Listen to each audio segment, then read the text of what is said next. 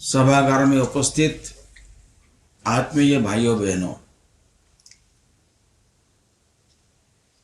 भारत की भारतीय अवधारणा विषय सुनकर कुछ प्रश्न मन में तो आए होंगे। लेकिन जानबूझकर यह विषय रखा है। 1945 में सेकंड वर्ल्ड वॉर समाप्त हुआ। इंग्लैंड, जर्मनी, जापान, तीन देशों का बहुत बड़ा स्ट्रक्चरल डैमेज हुआ था। उन्होंने फिर से अपना देश खड़ा करने की शुरुआत की। 1948 में इजराइल ने लिटरली फ्रॉम स्क्रैच और अरबों के साथ सतत संघर्ष करते हुए अपनी यात्रा शून्य से फिर से आरंभ की और 1947 में हम स्वाधीन हुए। इंग्लैंड, जर्मनी, जापान जैसा भारत का स्ट्रक्चरल डैमेज नहीं हुआ था। न इजराइल जैसे हमें शून्य से शुरुआत करनी थी। रिसोर्सेस की कोई कमी नहीं थी। और 45, 47, 48 लगभग पीरियड तो एक ही मान सकते हैं। और गत 60-65 वर्षों का जो इन पांचों देशों की यात्रा देखेंगे तो ध्यान में आता है इजराइल, जापान, जर्मनी, इंग्लैंड, इन देशों ने जितनी प्रगति की है उतनी भारत ने नहीं की है। हमारे पास टैलेंट की कमी नहीं थी, रिसोर्सेस की कमी नहीं थी। एक रिच हेरिटेज हमारे साथ है। इस भूमि पर हजारों वर्षों से हम रह रहे हैं। जैसे इजराइल के लोग 1800 वर्षों तक अपने धरती से बाहर थे।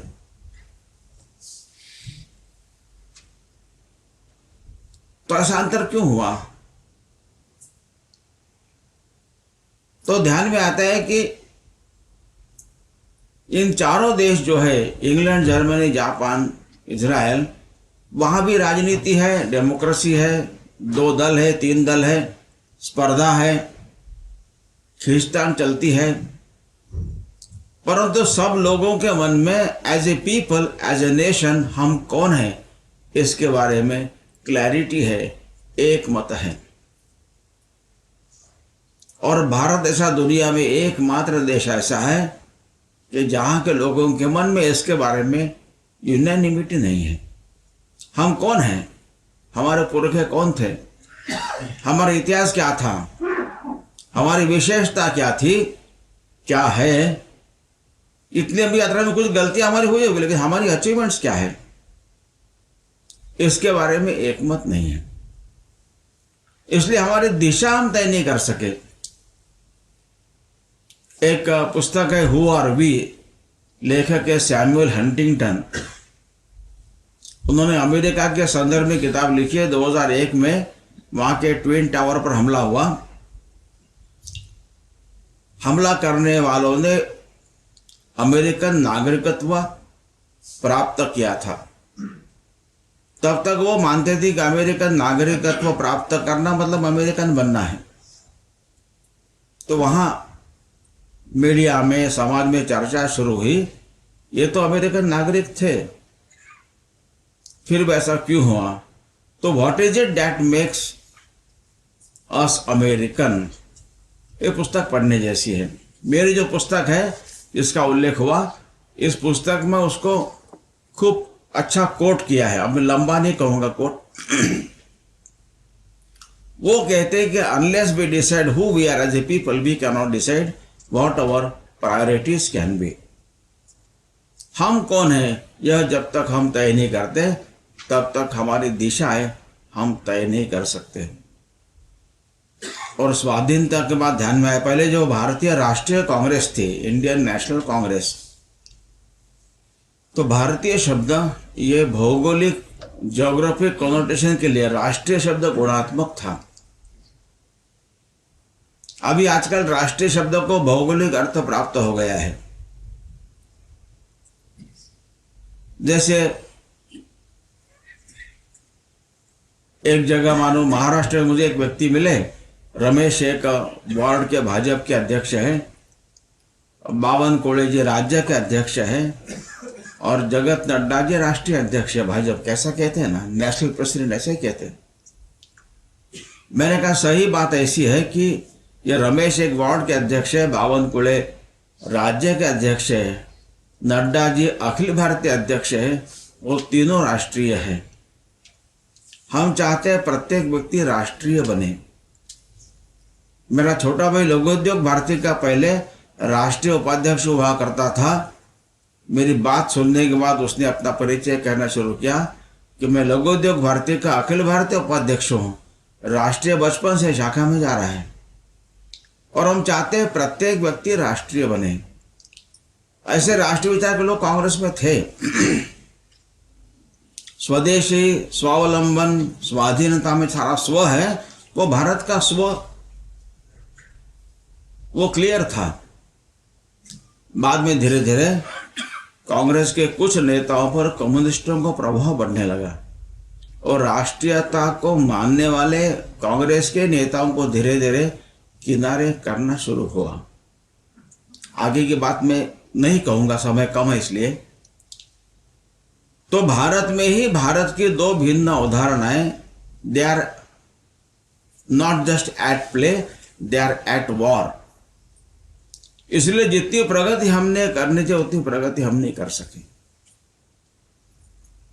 जैसे 1947 में आजादी के बाद एक्सेप्ट थ्री प्रिंसली स्टेट्स, सभी स्टेट्स का एक्सेशन हुआ था। 3 जो नहीं हुए थे, जूनागढ़, हैदराबाद, जम्मू कश्मीर। सरदार पटेल 1948 में जूनागढ़ गए, एक्सेशन का प्रोसेस पूर्ण किया। वहीं पास में 1.5 घंटे के अंतर पर सोमनाथ है, प्रसिद्ध सोमनाथ मंदिर, 12 ज्योतिर्लिंग में से एक। वहां गए, मंदिर को खंडर स्थिति में देखकर बड़े पीड़ा हुई। तो एक भव्य मंदिर बनना जैसा विचार आया। साथ में कैबिनेट मिनिस्टर कांग्रेस के ही के मुंशी थे, उनको ये काम सौंपा।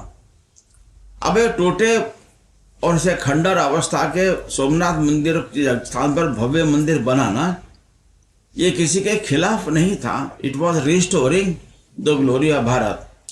अब अनेक वर्षों के संघर्ष के बाद भारत स्वाधीन हुआ है। सोमनाथ मंदिर में सारे भारत के लोग दर्शन करने आते हैं। मंदिर भव्य बनना चाहिए। के मुंशी को काम दिया, के मुंशी ने उसके लिए प्रपोजल तैयार किया। उन्होंने महात्मा गांधी जी को दिखाया। महात्मा गांधी जी ने कहा कि विचार अच्छा है, परंतु सरकारी ट्रेजरी से पैसा न लेते हुए समाज के धन से इसको खड़ा कीजिए। ये सही में भारतीय दृष्टिकोण ही है। तो उन्होंने अमेंडमेंट किया। उस समय के राष्ट्रपति राजेंद्र प्रसाद 1951 में प्राण प्रतिष्ठा के लिए आए थे। अब राजेंद्र प्रसाद, सरदार पटेल, महात्मा गांधी, के मुंशी सब कांग्रेस के स्टॉलवर्ट नेता थे, लर्नेड लोग थे। They are looking at this event as a restoring the glory of Bharat. भारतीय कॉन्शियसनेस ऐसे शब्दों प्रयोग किया उन्होंने। परंतु पंडित नेहरू का विरोध था और पंडित नेहरू ने के मुंशी को कहा, उनका कहना क्या था, it is an act of Hindu revivalism. यहां 2 अवधारणा आती है। अब पंडित नेहरू एंटी भारत नहीं थे, उनकी भारत की अवधारणा अलग थी। जिसे घटना को ये चारों कांग्रेस के स्टालवर्ट्स भारत के गौरव की पुनर्स्थापना मानते थे, उनको उस घटना को ये व्यक्ति एक्ट ऑफ हिंदू रिवाइवलिज्म कह रहे थे। ये अंतर आता है। इसलिए जब राजेंद्र प्रसाद जी को राष्ट्रपति को प्राण प्रतिष्ठा के लिए आने के लिए निमंत्रण पत्र भेजा के मुंशी ने, पत्र पढ़ने जैसा है। वो कहते कि सरदार पटेल का स्वप्न पूर्ण करने का समय आया है। उस समय सरदार पटेल जीवित नहीं थे, उनकी मृत्यु हो गई थी और मंदिर तैयार हुआ है। आपके हाथ से प्राण प्रतिष्ठा ऐसी हमारे सबकी इच्छा है। बट ही न्यू कि वो आने के लिए हाँ कहेंगे और बाद में पंडित नेहरू मना करेंगे तो शायद कैंसिल कर सकते आना। इसलिए उन्होंने पत्र में लिखा है आखिरी में कि आप सही में आने वाले हो तो ही हाँ कहिए, प्लीज डू नॉट फेल अस, ऐसा लिखा है। तो ये भारत की, इसलिए भारत की दिशा क्या होनी चाहिए? हम भारत के प्रकृति, भारत का स्वभाव, भारत का इतिहास, इसको देखकर तय नहीं कर रहे। डॉक्टर राधाकृष्णन जैसे शिक्षक की अध्यक्षता में 1948 में हायर एजुकेशन कमीशन नियुक्त हुआ था। उनके रिकमेंडेशंस है, उसमें एक छोटा सा पार्ट है the an Indian character of education, आप गूगल करके पढ़ सकते हैं। जो 100 वर्षों तक जो चला उसके कारण कैसा परिणाम हुआ है, वो कैसे शिक्षा होनी चाहिए, उनके रिकमेंडेशंस लागू नहीं हुए। नियुक्ति उन्होंने की थी, सरकार ने जो बनी सरकार आज़ादी के बाद, वो अभी 2019 के नई शिक्षा नीति में लागू हुए। कोठारी कमीशन नियुक्त हुआ था, इन्हीं की सरकार में हुआ था, वो भी रिकमेंडेशंस नहीं लागू हुए, क्योंकि दोनों में भारतीय आध्यात्मिकता, स्पिरिचुअलिटी, संस्कृति, इस पर अधिक बल था। भारत की विदेश नीति कैसी हो, तो हमारे यहाँ बड़े नॉन अलाइन, गुट निरपेक्ष, ऐसी बड़ी गाए बजाए बात की जाती थी। यानी क्या, तो कम्युनिस्ट रशिया, कैपिटलिस्ट अमेरिका, दोनों की इसी एक खेमे में नहीं, दोनों से समान दूरी बनाकर अपनी नीति तय करना, जिनकी फिलॉसफी 100 साल से अधिक पुरानी नहीं है, जिनका सामाजिक जीवन 600 वर्षों से अधिक पुराना नहीं है। तो भारत मोर देन 20,000 ईयर्स का एक कंटिन्यूअस एक समाज जीवन है, एक होलिस्टिक इंटीग्रल एक जीवन दृष्टि है। तो हमारी नीति हम स्वयं नहीं तय कर सकते। रक्षा नीति, इतने बड़े ब्लंडर्स हुए, सिक्योरिटी काउंसिल की परमानेंट मेंबरशिप भारत को मिली थी, चाइना को दे दी। क्या सोचकर, क्या देखकर? अभी दिसंबर 2013 के उस समय के डिफेंस मिनिस्टर ए के एंटनी का पार्लियामेंट में भाषण है दिसंबर का। उन्होंने कहा पार्लियामेंट में कि चाइना के बॉर्डर्स, रोड्स, ब्रिजेस वगैरह खूब डेवलप्ड है, भारत की तुलना में बहुत आगे हैं। आगे कहा उन्होंने, मुझे वाक्य पढ़कर शर्म आई एक्चुअली। डिफेंस मिनिस्टर कह रहा है कि हम पीछे इसलिए है कि आज़ादी के बाद कई वर्षों तक हमारी नीति ऐसी थी कि undeveloped borders keep us safe. ये नीति हो सकती है। तो दिशा भारत की, भारत का जो स्व है वो स्व के प्रकाश में ही होगी। तो भारत आज कितना आगे बढ़ जाता हम कल्पना नहीं कर सकते। इसलिए इस भारत का जो स्वत्व है, भारत की भारतीय अवधारणा है, उसको समझना, उस पर चर्चा होना आवश्यक है। ये महत्व का विषय है। 2014 को जब इलेक्शन के रिजल्ट्स आए, वो 16 मई को आए, 16 मई को 2014। It was Friday. 18 में वो संडे। तो संडे गार्डियन नाम का जो पेपर ब्रिटेन से पब्लिश होता है, ब्रिटिश पेपर है, द गार्डियन डेली पेपर है, रविवार को संडे गार्डियन है। That British paper Sunday guardian carried one editorial on 18 में। आप गूगल करोगे तो आप केवल संडे गार्डियन डालेंगे एडिटोरियल, अपने आप 18 में आ जाएगा। इतनी बार लोगों ने देखा उसको। उसके मैं पहले केवल 3 वाक्य कोट करूंगा, और ये ब्रिटेन का पेपर इन देयर एडिटोरियल लिख रहा है, इसको ध्यान में रखकर आप सुनेंगे। इट सेज टुडे 18 में 2014 may go well down in the history of India as Britain finally left India. ये वहां का पेपर कह रहा है। Narendra मोदी's victory in these elections marks the end of a long era in which the structures of power did not differ greatly from those through which Britain ruled this subcontinent. India under Congress party was in many ways a continuation of British Raj by other means. ये उनका संपादकीय है। इसके ऊपर एक वाक्य है, बहुत महत्व का है।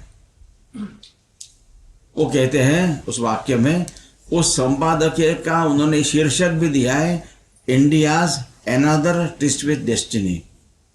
इसका संदर्भ पंडित नेहरू के आज़ादी के बाद जो पहला भाषण था पार्लियामेंट में, उसका टाइटल था इंडियाज ट्विस्ट विद डेस्टिनी, उसके साथ कंपेयर किया है। ऊपर का वाक्य है, it should be obvious that the underlying changes in the Indian society has brought us mister Modi and not the other way around. तो भारतीय समाज में जो परिवर्तन हुए हैं, इसके कारण ये बदल हुआ है। ये परिवर्तन किसने किए हैं? संघ तो है ही, परंतु सारे भारत में अनेक स्पिरिचुअल लीडर्स हैं, अनेक सोशल रिफॉर्मर्स हैं। उन सब के क्यूमुलेटिव एफर्ट्स के परिणाम स्वरूप ये बदल हुआ है। तो ये भारत की भारतीय अवधारणा क्या है, इस पर मैं, ये तो भूमिका हुई है, क्यों यह विषय महत्व का है। अब बात कहूंगा, भारत एक यूनिक कंट्री है, भारत का समाज यूनिक है, क्योंकि भारत का वे ऑफ लाइफ यूनिक है।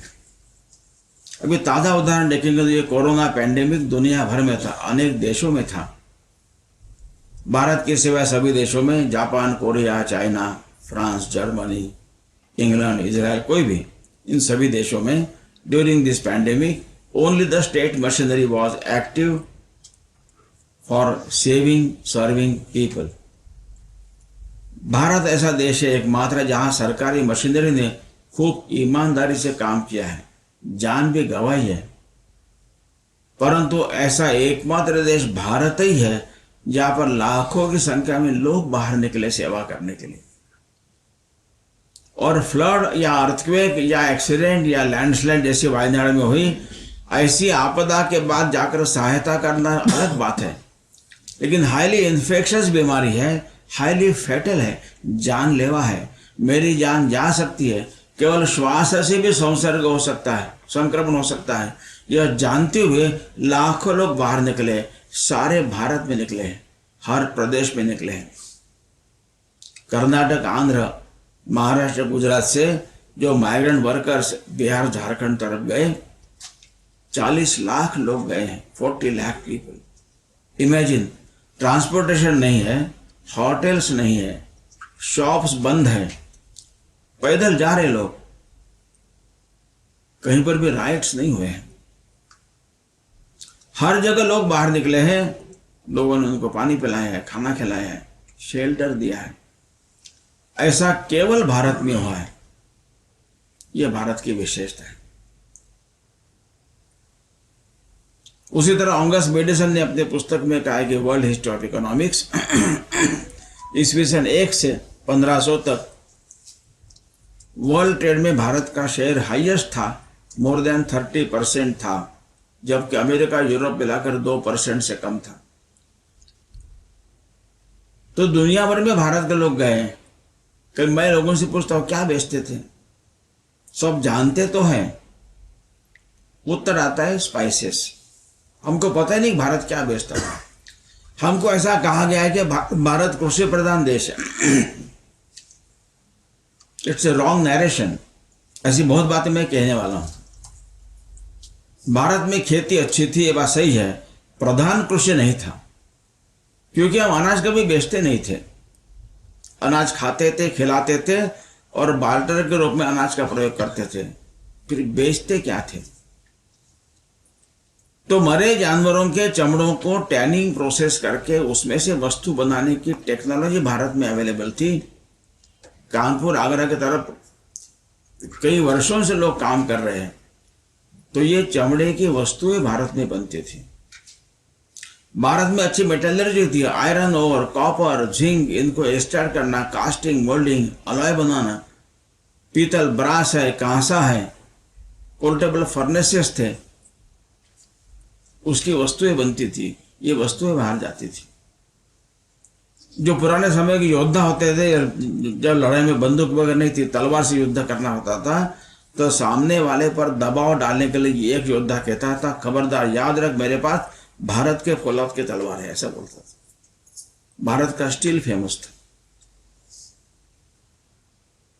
भारत में परफ्यूम इंडस्ट्री अच्छी थी, भारत के फूलों में ही सुगंध है। अमेरिका यूरोप में केवल रंग है, फ्रेग्रेंस नहीं है। यहाँ पर अत्तर की इंडस्ट्री, इत्र इंडस्ट्री, परफ्यूम इंडस्ट्री थी। यहाँ कपड़ा उद्योग उत्तम था। स्पाइसेस कम लास्ट। ये सारी वस्तुएं फैक्ट्री में नहीं बनती थी, ये घरों में बनती थी। घरों में उद्योग थे। ऐसे घर गांव में होते थे, गांव खुशहाल थे। इसलिए भारत का वर्णन, भारत उद्योग प्रधान देश था। खेती तो अच्छी थी ही, उद्योग प्रधान था। और घर में ही उद्योग है तो घर के बच्चों को स्किल ट्रेनिंग के लिए ITI ज्वाइन करने की जरूरत नहीं पड़ती थी, घर में ही ट्रेनिंग होती थी। और महिलाओं को घर में रखकर पुरुषों को बाहर कमाने जाना, ये अंग्रेज आने के बाद आया हुआ एबरेशन है। पहले घर में ही वेल्थ क्रिएशन होता था, तो घर की माँ, दादी माँ, इनका इसमें अच्छा कंट्रीब्यूशन होता था। मैं पंजाब में एक जगह गया था, वहाँ लोगों ने कहा कि हमारे यहाँ दरी बुनने का ट्रेडिशनल व्यवसाय है और मेरी दादी माँ उसमें एक्सपर्ट है। तो ऐसी चीज़ों की क्वालिटी कंट्रोल, डिजाइनिंग का पार्ट ये घर की महिला ध्यान देती थी। तो महिला का वेल्थ क्रिएशन में कंट्रीब्यूशन था ही, और महिला ही सारी बातों को संभालती थी। और घर का पुरुष वर्ग जब माल बेचने के लिए बाहर जाता था, दिवाली के बाद, बाढ़ वगैरह कम होने के बाद, अगले बारिश के पहले वापस आते थे, क्योंकि खेत में काम भी करना है, बुआई करनी, सारा करना है। तो और बारिश के बाद फिर रिवर्स को क्रॉस करना थोड़ा ज़्यादा कठिन होगा। तो इन दिनों में घर का सारा कारोबार महिलाएं संभालती थी, पैसा उसके पास ही रहता था। तो she was contributing in creation of wealth, she was handling wealth, she was in charge of the wealth transactions. इसलिए महिला को हमारे यहाँ गृह लक्ष्मी कहते हो, केवल नाम के लिए उसका संबंध सीधा था। इसलिए पुराने जमाने में जो गीत होते थे, हम जब कॉलेज पढ़ते थे तब हमने ऐसे गीत सुने थे। वो गीत ऐसे थे कि सावन आया बादल आए मेरे पिया नहीं आए, ऐसे गीत होते थे। क्योंकि सावन आने वाला है, बादल आ रहे हैं, दिख रहे हैं आसमान में, ये गया हुआ मेरा पति पता नहीं कभी भी आ सकता है। अधिक आतुरता है, उत्सुकता है, क्योंकि उस समय तो टेलीफोन तो थे नहीं, पोस्ट वोस्ट नहीं था, आखिर पता चला कि आ गया है, या पिया गए परदेश, ऐसे जो पहले गीत होते थे, उसका मतलब ये है। तो भारत के लोग दुनिया भर में गए, but we did not convert people there, we did not try to plunder their resources, we did not colonise them, उनको गुलाम बनाकर उनका व्यापार नहीं किया। ये भारत की विशेषता है। क्यों नहीं किया? भारत की दृष्टि अलग है। मैंने एक चुटकुला अभी एक जगह बोला कि एक दूसरी कक्षा के बालक को, सेकंड ग्रेड स्टूडेंट को, उसकी माँ डांट रही थी कि तुम्हारे मैडम का स्कूल से फोन आया था और शी वॉज कंप्लेनिंग कि तुम्हारे क्लासरूम में जो रिप्लाई होते हैं वो पॉलिटिकल होते हैं। किसको? दूसरी कक्षा के बच्चे को डांट पड़ रही थी। तो बच्चे ने माँ से कहा कि मैडम ने पूछा, why are pyramids in Egypt? He said, I replied, they were too heavy for the British to steal. मैं तो ले जाती, कितना जो लूटा है वो नहीं ले जा सके, इसलिए वहां पर है। But Bharat did not do it.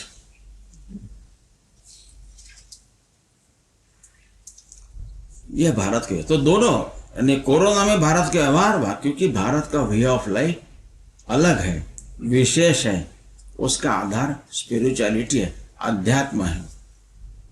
So it's is the entire creation connected, इसलिए होलिस्टिक है, इसलिए इंटीग्रल है। इसलिए Bharat never thinks in terms of otherization. ये सेमेटिक थॉट्स है, उनकी ये सोच है। We and others, believers, non believers, ईमान वाले, काफिर, इस भगवान को न मानने वाले अलग, ये स्वर्ग में जाएंगे, वो नरक में जाएंगे। आप लेफ्ट के साथ सहमत नहीं है, ये भी सेमेटिक थॉट का ही विचार है मोल। उन्होंने जो सहमत थे उनको राइटिस्ट कहकर कंडेम करना शुरू कर दिया। तो Bharat never thought things in terms of otherization, इसलिए वसुधैव कुटुंबकम की बात है। इसलिए वहां गए, लूटेंगे, अपने ही लोग हैं ना भाई, किसको लूटना है। Rather our people created wealth there, उनको कल्चर सिखाया, खेती सिखाई है। इसलिए इस कारण ईश्वर एक है, उसको नाम अनेक हो सकते हैं, वहां तक पहुंचने के मार्ग भी अनेक हो सकते हैं, सब समान है, यह केवल भारत मानता है। इसलिए विवेकानंद ने शिकागो स्पीच में कहा था कि I am proud to tell you that I am from a country where in our divine language Sanskrit there is no synonymous word for exclusion. किसी भारतीय भाषा में, पंजाबी, तमिल, मराठी, हिंदी, गुजराती, एक्सक्लूजन के लिए शब्द नहीं है। Because we do not exclude anybody, anything, actually शब्द ही नहीं है। ब्लास्फेमी के लिए किसी भाषा में शब्द नहीं है, भारतीय भाषा में। थियोक्रेटिक स्टेट के लिए नहीं है, कन्वर्शन के लिए नहीं है, क्योंकि कंसेप्ट ही नहीं है। इसलिए जो वर्णन भारत का होता है, people attribute a quality of tolerance to the people of Bharat. बड़ा गर्व से कहते हैं हम टॉलरेंट है, बड़े उदार है। एक्चुअली टॉलरेंट शब्द भी भारत के लिए सही नहीं है, क्योंकि टॉलरेंस में इनटॉलरेंस इनब्रेड है। मैं जब कहता हूं कि मैं आपको टॉलरेट कर रहा हूं, मतलब मेरा तो मारने का मन कर रहा है, लेकिन चार लोग बैठे, अच्छा दिखता नहीं है, I will tolerate you till they are here, नहीं तो मौका मिला तो ठोक दूंगा। ये टॉलरेंस, क्योंकि वहां जब शिकागो के स्पीच में, it was parliament of world religions, दुनिया भर के लोग आए थे रिलीजन्स के, अधिकतर, मे नॉट बी ऑल, अधिकतर ये मानते थे कि हमारा ही सच है, बाकी झूठ है, इसको फॉलो करने वाले ही स्वर्ग में जाएंगे, बाकी नरक में ही जाएंगे। उनको नरक में जाने से बचाने का पवित्र कार्य हमको ही करना है। उसके दो ही मार्ग हैं, convert them by force, fraud, allurement, और किल देम, असंख्य हत्या हुई। तेग बहादुर जी का बलिदान, गुरु गोविंद सिंह के पुत्रों का बलिदान, यानी संभाजी राजा का बलिदान, केवल ही रिफ्यूज टू कन्वर्ट। सामान्य लोगों तो खूब, उसमें लोगों को लगा कि ये killing doesn't look good, let us have a liberal face, so they came with A broader term, let us tolerate them till they get converted, ऐसा मन में बोलते थे। तो भारत की विशेषता टॉलरेंस नहीं है, एक्सेप्टेंस ऑफ ऑल, ये भारत की विशेषता है। इसलिए सेकंड सेंचुरी में जूस भारत में मुंबई के पास आए, 1800 साल यहाँ रहे। आज इजराइल में 30,000 मराठी स्पीकिंग जूस है, क्योंकि 1800 साल यहाँ रहे हैं। गणपति उत्सव मना रहे हैं, उस महिलाएं साड़ी पहनती है शौक से। 6th सेंचुरी में पारसीज गुजरात में आए, नवसारी में। आज भी सारे देश भर सभी पारसियों के घरों में गुजराती बोली जाती है, पहले वहां आए। 8th सेंचुरी में सीरियन क्रिश्चियंस केरल में आए, लेकिन किसी के साथ कोई भेदभाव नहीं हुआ, कोई डिस्क्रिमिनेशन नहीं, परसिक्यूशन नहीं, अटेम्प्ट टू कन्वर्ट नहीं। सबको अपने अपने रिलीजन को, उपासना को फॉलो करने का स्वातंत्र मिला, अधिकार मिला, अपने पूजा स्थल खड़े करने का अधिकार मिला। लोगों ने सहायता की, जमीनें दी है इतने वर्षों तक। जब राजा एक नहीं था, उस समय एक राजा नहीं था, गुजरात के, महाराष्ट्र के, केरल के राजा अलग थे, भाषा अलग थी, पर्सनल डेटी अलग थी हर एक की, परंतु दिस ट्रीटमेंट वॉज कॉमन। कारण हमारे विचार एक है, अध्यात्म आधारित है। इसलिए पाकिस्तान और भारत पहले एक ही स्टॉक था, दो देश बने, दो संविधान बना। पाकिस्तान के संविधान में वहां के माइनॉरिटीज को समान अधिकार नहीं है, भारत में है, क्योंकि भारत भारत है। ये पहली विशेषता भारत की। दूसरी है कि एक ही चैतन्य ईश अनेक रूपों में मैनिफेस्ट हुआ है, तो डाइवर्स मैनिफेस्टेशंस के भीतर रही एकता को देखने की भारत की दृष्टि है। इसलिए Bharat sees unity underlying the diverse formations, unity and diversity.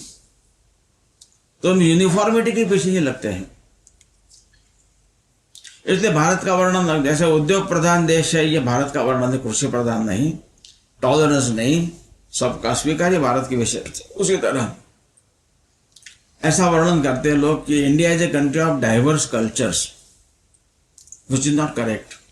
The right way of saying it, India has a culture that celebrates diversity. Diversity का उत्सव मनाने वाली हमारी संस्कृति एक है, उसका आधार अध्यात्म है। सेलिब्रेशन डाइवर्स है, संस्कृति एक है। तीसरी विशेषता है, सारा भारत सदियों से मानता है कि every soul is potentially divine and the goal of human life is to manifest the divinity within by controlling nature internal and external. उसके लिए 4 मेजर मार्ग है। Do it either by work, worship, psychic control और meditation, यानी कर्मयोग, भक्ति योग, ज्ञान योग, राजयोग। क्योंकि बीइंग एक्सक्लूसिव ये भारत का विषय, इसलिए कोई एक ही लो, आइदर दिस और दैट, ऐसा भारत ने कभी नहीं कहा। तो स्वामी विवेकानंद कहते हैं एनी ऑफ दिस फोर, कोई भी एक लो, और 2 कोई भी 2 साथ लो, और 3 कोई भी 3 लो, और ऑल एंड बी फ्री। मोक्ष के लिए प्रयत्न करना है, अपनी मुक्ति पानी है। इसका मार्ग हर एक का, it can be varied composition of all this 4 ways, और हर व्यक्ति का ये कंपोजिशन अलग अलग हो सकता है। जैसे घर में 5-6 मेंबर्स है, माँ खाना बनाती है, एक घर की एक टेस्ट होती है, कितना मसाला, कितना तीखा, क्या वगैरह। ऐसा होने पर भी किसी बेटी को लगता है कि आज के सब्जी में थोड़ा तीखापन कम है, वो मिर्ची की चटनी मिला लेती है।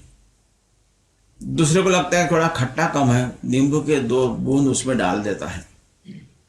तीसरे को लगता है कि खट्टा तीखा दोनों चाहिए, वो मिर्ची की चटनी मिलाएगा, थोड़ा नींबू मिलाएगा।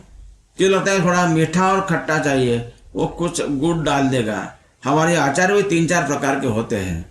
जैसे रुचि है ऐसे उसको लेकर अपने प्रकृति को, एक ही माँ बाप के संतान है, किसी को एकदम गर्म चाय चाहिए, किसी को ठंडी चाहिए। रुचि नाम वैचित्र्यात रुजु कोटिल नाना पदजुषाम, ऐसा कहा है। तो प्रत्येक रुचि के अनुसार उसका वे ऑफ मैनिफेस्टिंग हिज और हर डिविनिटी ये अलग अलग हो सकता है। और एक महत्व की बात है, जब पहला वाक्य every soul is potential divine है, यह सोल शब्द महिला पुरुष दोनों को लागू होता है। तो महिला में भी यह डिविनिटी इक्वली विद्यमान है।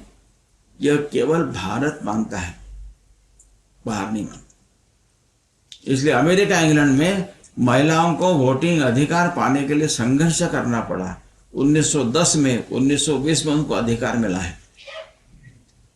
और भारत में महिलाओं की कैपेसिटी की मान्यता कैसी थी, तो शंकराचार्य, मंडन मिश्र, 2 प्रकांड विद्वान, एक द्वैत मतक है, एक अद्वैत मतक है, दोनों का अनेक दिन तक विवाद चला, डिबेट चली। उनके घर में मंडन मिश्र के यहाँ जज कौन थी, तो मंडन मिश्र की पत्नी श्री भारती जज थी, और वो अपने पति के तरफ में फेवर नहीं करेगी, ऐसा विश्वास दोनों को था।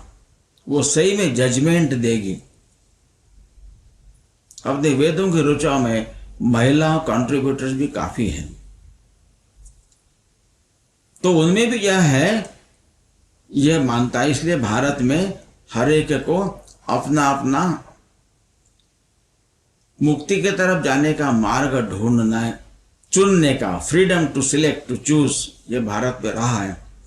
इसको रिलीजन कहेंगे, इसको हिंदी में उपासना कहेंगे। रिलीजन का धर्म अनुवाद करना गलत है।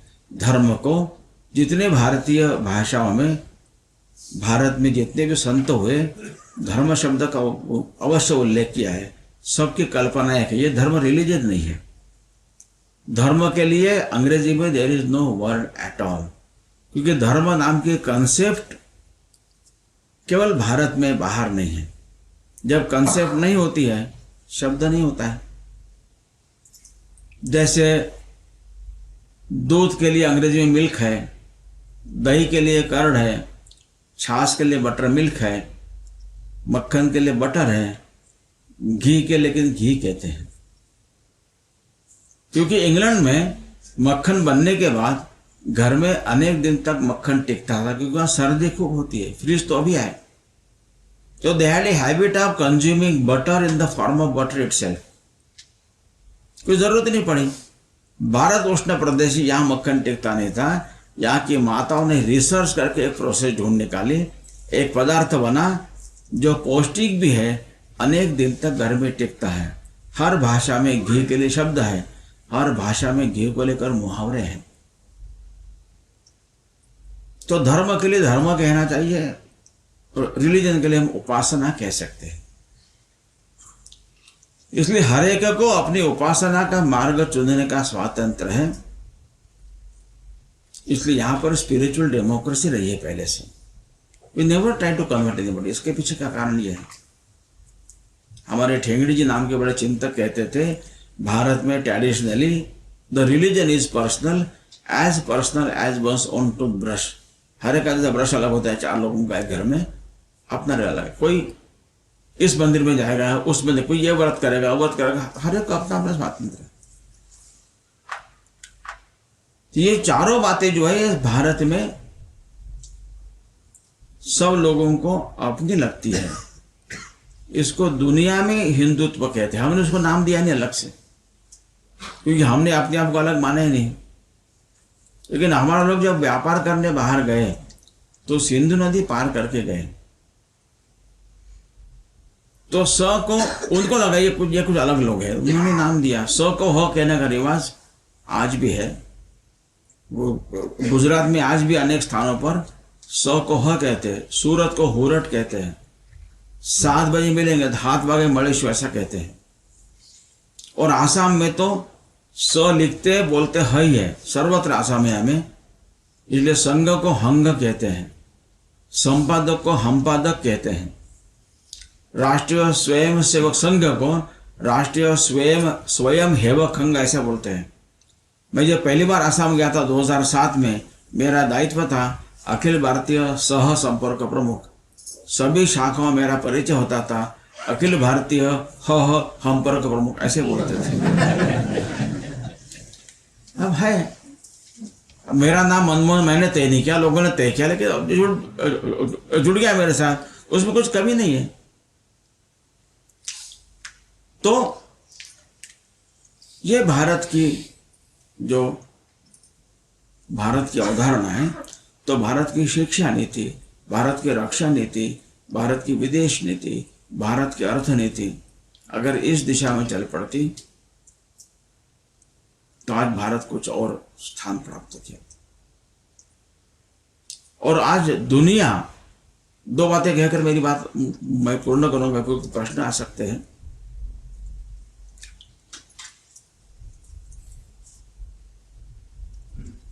रविन्द्रनाथ टैगोर का एक पुस्तक है स्वदेशी समाज। हाँ, भारत की 2 विशेषता और है, अच्छा मुझे याद आया। तो स्वदेशी समाज वो कहते कि traditionally welfare state was never Indian tradition. सब कुछ राजा करेगा, ये पश्चिम के यूरोप की कल्पना है। वेलफेयर स्टेट, नेशन स्टेट कल्पना वहां की है। वहां नेशन ये राज्याधारित है। भारत का राष्ट्र अवधारणा ये समाजों पर आधारित है। वहां नेशन कल्पना 16वीं शताब्दी के बाद की है। या राष्ट्र का उल्लेख वेद काल से ऋग्वेद में भी आता है। तो टैगोर कहते हैं कि ट्रेडिशनली हम लोग judiciary, foreign affairs, defence, security, ये 4 विभाग केवल राजा के पास होते थे।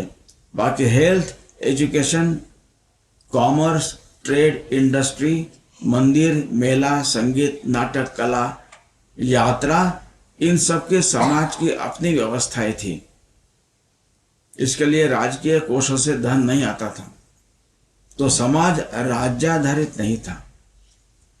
उन्होंने इसमें कहा है कि वह समाज स्वदेशी है जो राज्य ऊपर कम से कम डिपेंडेंट है, ऐसा कहा है।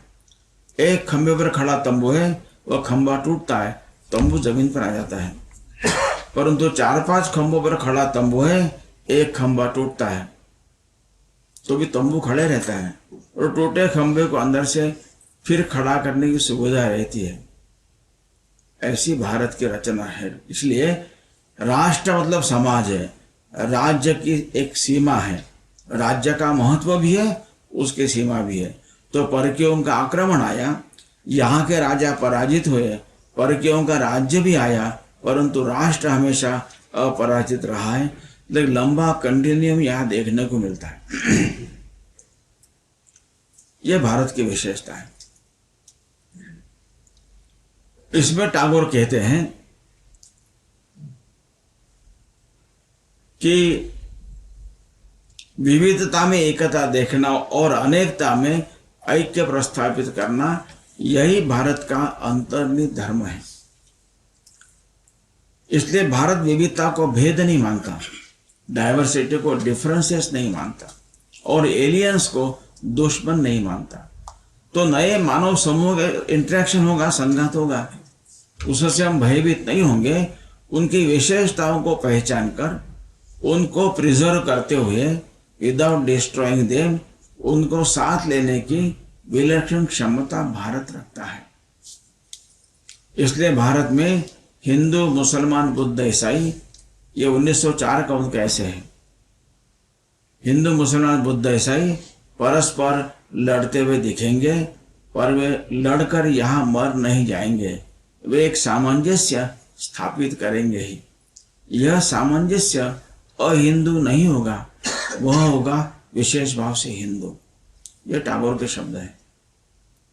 डॉक्टर राधाकृष्णन का पुस्तक है हिंदू वे ऑफ लाइफ, उसमें उन्होंने लिखा है, इसमें मैंने कोट किया पुस्तक में, कि अब दुनिया नजदीक आई है तो limited sources on the planet और इतनी डाइवर्सिटी ऑफ रिलीजन्स, एथनिसिटी, हम सबको, सारी मानवता को दीर्घ काल तक हार्मोनियसली पीसफुल प्रॉस्परस जीवन जीना है with limited sources. I find only Hindu solution. ये हिंदू मजहब नहीं, रिलीजन नहीं है, ये वे ऑफ लाइफ की बात है।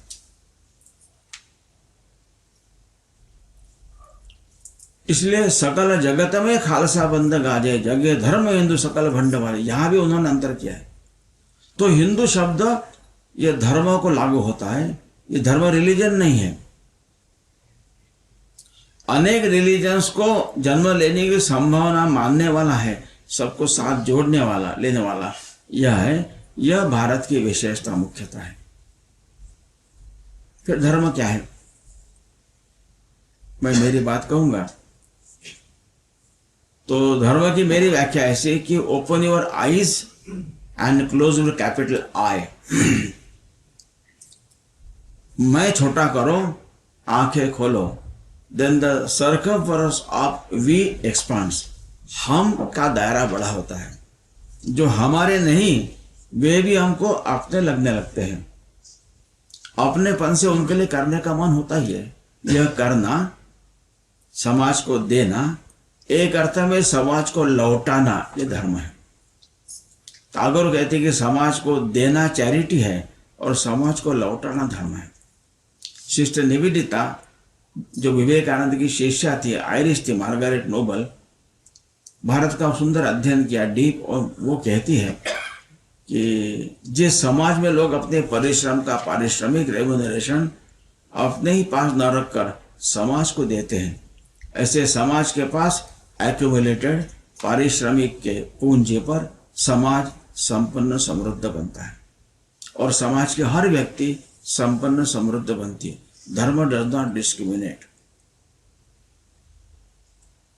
आगे कहती है वो, जिस समाज में लोग अपने परिश्रम का पारिश्रमिक रेम्यूनरेशन अपने ही समाज को न देकर अपने ही पास रखते हैं, समाज में कुछ लोग संपन्न होते परंतु समाज दरिद्र रहता है। तो धर्म यानी giving back to society, enriching the social capital which takes care of everybody everything. तो समाज को लौटाना ये धर्म है।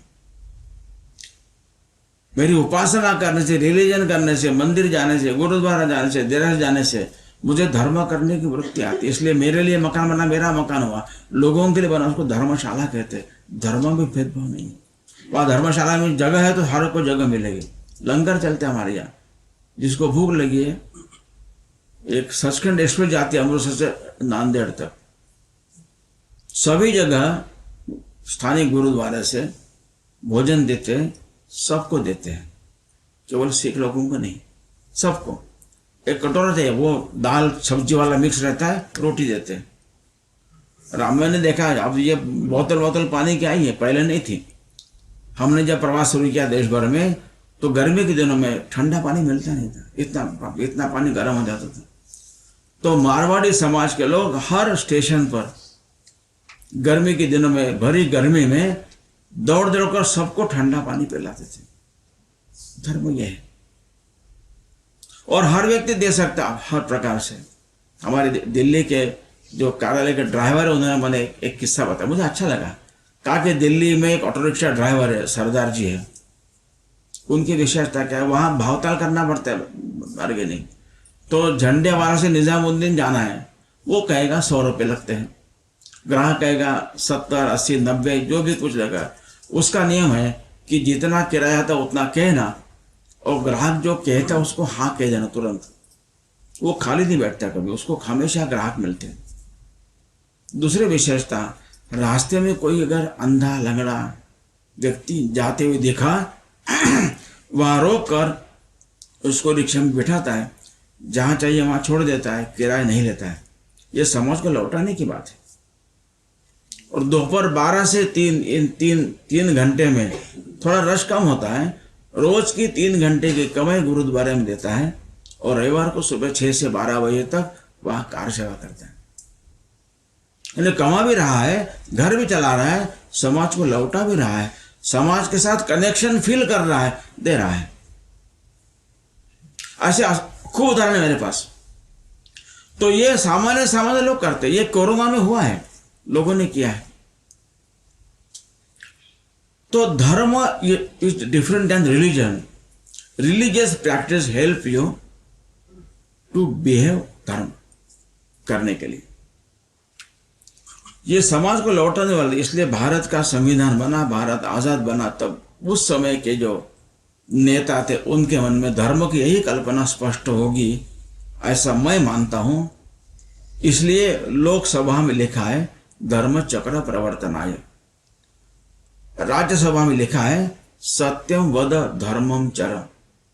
सुप्रीम कोर्ट का ध्येय वाक्य है यतो धर्मस्ततो। यहाँ जितने एडवोकेट हैं उनको पता होगा, यतो धर्मस्ततो जया। और भारत का राष्ट्रध्वज है, उस पर जो चक्र है, जिसको लोग अशोक चक्र कहते हैं, वो धर्म चक्र है।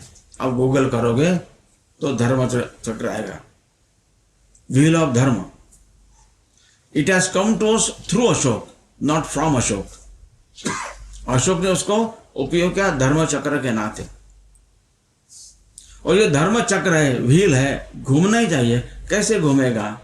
Every small act of giving back to society gives a push to the wheel of dharma, it moves. असंख्य लोग हैं ऐसे। ये सरदार जी का माने रिक्शा ड्राइवर समाज को लौटा रहा है अपने तरह से। ही फील्स कनेक्टेड, इसलिए वो भावताल ज्यादा नहीं कर रहा है। उसको कहता है कि मुझे मन की शांति भी रहती है और ठीक कमा लेता हूं, खाली बैठता नहीं हूं, मेरा काम हो जाता है। तो ये धर्म शब्द अगर लोकसभा, राज्यसभा, सुप्रीम कोर्ट, राष्ट्रध्वज जगह पर है, ये बाय चांस नहीं है, एक थॉट है। वो रिलीजन नहीं है, वो सारे समाज को कनेक्ट करने वाला है, सबको जोड़ने वाला है। ये सोशल कैपिटल को एनरिच करने वाला है, सबकी चिंता करते हुए सबको साथ लेके चलने वाला है। यह वास्तव में भारत का एक आधार बिंदु है। इसकी चर्चा करना आजकल एकदम सेकुलर वगैरह शब्द ऐसे आ गए, तो धर्म की बात करना कम्युनलिज्म हो गया। What ever it is. तो जो भी हुआ सो, तो भारत की जो भारतीय अवधारणा है इसको लेकर हम ठीक समझे, हम सब बड़े प्रबुद्ध जन यहाँ बैठे हैं, इस पर अध्ययन करें, वो पुस्तकें लिखी हैं और इसको समाज में चर्चा के माध्यम से प्रतिष्ठित करना है और अपने प्रत्यक्ष आचरण से इसको प्रस्थापित करना है, एस्टैब्लिश भी करना है। तो उस दिशा में भारत, और ये कोरोना के बाद का समय का लोगों ने अनुभव किया है, इतने बड़ी मात्रा में लोग मर रहे थे, फिर भी लोग लाखों की संख्या में बाहर आ रहे थे। ये भारत की भारतीय अवधारणा जिसका आधार स्पिरिचुअलिटी है, इसको पहचान लेकर, which is not against anybody, it encompasses the entire humanity, not just humanity, entire creation। यानी पर्यावरण का भी संतुलन संभालने वाले हैं। एक आखिरी बात कह दूं, 2009 के चुनाव के बाद मुझे एक बंदा मिला, कॉलेज पढ़ने वाला, ऐसे पूछा तुम्हारी हॉबी क्या है? उसने कहा मैं कहानी लिखता हूँ। मुझे कहानी लिखने वाली हॉबी वाला पहला मिला था। लोग स्पोर्ट्स है, सिंगिंग है, डांसिंग है, ड्राइंग, पेंटिंग, एक्टिंग ऐसा बताते हैं। कैसे कहानी लिखते हो? तो उसने कहा लोकसभा के चुनाव हुए थे, उसने कहा my roommate challenge me to write a story on elections. मैंने लिखी छोटी कहानी, इतनी जबरदस्त है। वो कहानी बताता है। कहानी ऐसी है, एक जगह चुनाव की घोषणा हुई and 4 candidates applied for the candidature. उनके नाम थे soil pollution, water pollution, food pollution, air pollution, और सभी ने कहा मुझे ह्यूमन बीइंग यही सिंबल चाहिए। अब इलेक्शन अधिकारी लगा कि भी सब बाकी तो ठीक है, लेकिन सिंबल तो एक को मिलेगा, बाकी को कुत्ता, घोड़ा, पेड़ ऐसा कोई लेना पड़ेगा। सब तो इकट्ठा किया, बताया कि तुम्हारे फॉर्म तो ठीक है लेकिन सिंबल एक को, किसको मिलेगा? हर एक ने अपना अपना पक्ष रखना, जिससे मैं कन्विंस हो जाऊंगा उसको मनुष्य सिंबल दूंगा, बाकी लोगों को अदर सिंबल चुनने पड़ेंगे। तो कहानी में लिखता है प्रत्येक कैंडिडेट ने, कैंडिडेट कौन? Food pollution, soil pollution, water pollution, air pollution.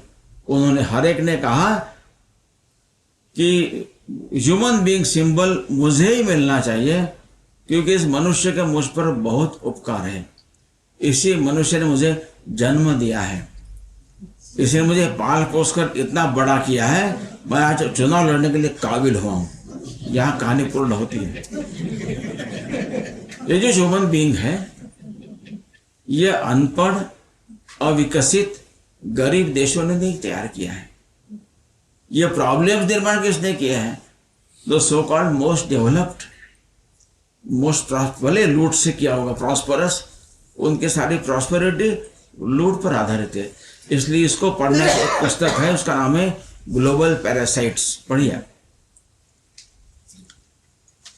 तो आश्चर्य होता है, ये जो सो कॉल्ड डेवलप्ड नेशंस है, इन्होंने एक 300-400 वर्षों में इतनी बड़ी समस्याएं खड़ी कर दी है यहाँ पर। और भारत का 20,000 से अधिक पुराना एक समृद्ध इतिहास है, खेती अत्यंत प्रगत थी, ऐसी कोई समस्या निर्माण नहीं। मैंने सुना भटिंडा से अजमेर जाने वाली ट्रेन को कैंसर एक्सप्रेस कहते हैं। यानी हरित क्रांति के नाम से अचानक फसल तो बढ़ी, कितना बड़ा नुकसान हुआ है। श्वेत क्रांति के नाम से देशी नस्ल की गाय का A2 मिल्क खत्म हो गया है। अनेक बीमारी, न्यूजीलैंड नाम के देश ने 93 में उनके ध्यान में आया कि बच्चों में डायबिटीज खूब बढ़ रहा है, जुवेनाइल डायबिटीज। उन्होंने इस पर रिसर्च किया, दे रियलाइज कि वहाँ जो जर्सी होल्स्टन काऊ नाम का प्राणी है, जिसको यहाँ के लोग गाय कहते हैं, मेरे ख्याल से गाय अलग है, काऊ अलग है। हर दूध देने वाला प्राणी गाय नहीं होता है, भैंस गाय नहीं है, बकरी गाय नहीं, दूध तो देती है। यह काऊ है, इसका A1 मिल्क है, इसके दूध में प्रॉब्लम है। तो न्यूजीलैंड ने निर्णय किया, पार्लियामेंट ने, बड़ी मात्रा में गुजरात की गिर गाय वहां जा रही है, बड़ी मात्रा में गुजरात की गिर गाय ब्राजील जा रही है, वहां it is mandatory to print on the pouch whether the milk is A1 और A2। इसलिए इस भारत के स्वत्व को ठीक पहचानेंगे हम, तो दुनिया को एक दिशा देनी है, कैसा जीवन जीना है लंबे समय, जो time tested, ancient, still modern, up to date, ऐसा जो वे ऑफ लाइफ है जो भारत की पहचान है। और हर समय समय में, हर प्रदेश में, हर जाति वर्ग में इस आध्यात्मिकता को जगाने वाले संत पुरुष, सत्पुरुष पैदा होते रहे। कोई जाति ऐसे नहीं है जहाँ से संत निर्माण नहीं हुए, कोई प्रदेश ऐसा नहीं है। उल्टा तो जैसे जैसे बाहर से आक्रमण ज़्यादा तीव्र हुआ, वैसे वैसे भारत की आध्यात्मिक शक्ति एक साथ अनेक जगह पर, इसलिए 1200 में जब बाबर यहाँ स्थिर हो गए आकर, तब तक लूट कर जाते थे मुगल, तो 1200 से 1700 इस कालखंड में सारे भारत में एक साथ भक्ति आंदोलन शुरू हुआ है। तो उत्तर में रामानंद, स्वामी रामानंद, दक्षिण में रामानुजाचार्य या गुरु नानक देव, वहाँ पर आसाम में आचार्य शंकर देव, महाराष्ट्र में संत ज्ञानेश्वर, नरसिंह मेहता गुजरात में, आप देखेंगे इनका पीरियड लगभग एक समान है, एक साथ। उन्होंने सबने बात जो कही है सब एक कही है, अध्यात्म की।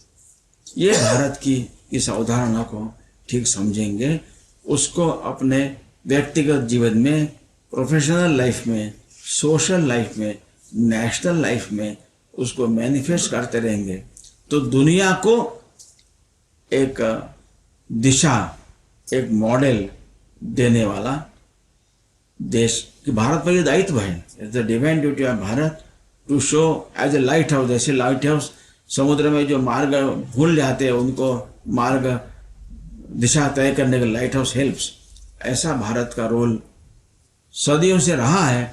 उस रोल के लिए अब दुनिया के लोग इतने कंफ्यूज्ड है, दिग्भ्रमित है, निराश हुए हैं।